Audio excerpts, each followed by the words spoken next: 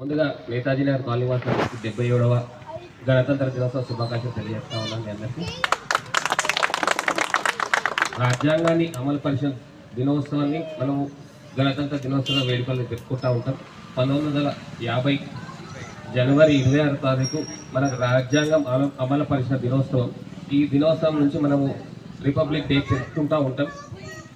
నేను ఏమంటున్నా అంటే రాజ్యాంగం రిపబ్లిక్ డే అంటే గణతంత్ర రాజ్యాంగం అంటే వారసత్వ రాజకీయం వద్దు, ఎన్నుకోబడిన రాజకీయ నాయకుడే ప్రజల్లో ఉండాలని చెప్పేసి ఆ రోజు ఖచ్చితంగా 2 సంవత్సరాలు రాసి మన రాజ్యాంగం 2 సంవత్సరాల 11 నెలల 18 రోజులు రాసి రాజ్యాంగం అంత ఈజీ రాజ్యాంగం కాదు మనది.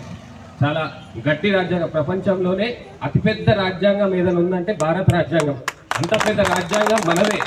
కానీ ఈ మధ్యలో కొంతమంది నీచులు నికృష్టంగా మన రాజకీయాల కోసం మన రాజ్యాంగాన్ని కించపరుస్తూ అవమానపరుస్తూ రాజ్యాంగాన్ని తీసేయాలని చూస్తూ ఉన్నారు.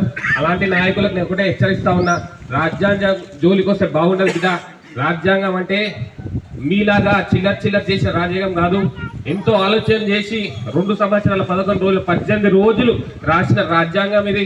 ఇలాంటి రాజ్యాంగం తీసేస్తామంటే ఊకోం బిడ్డ. ఇలాంటి రాజ్యాంగం జోలికి వస్తే బాగుండదని చెప్పి హెచ్చరిస్తూ మీ అందరికీ ధన్యవాదాలు చెప్తాం.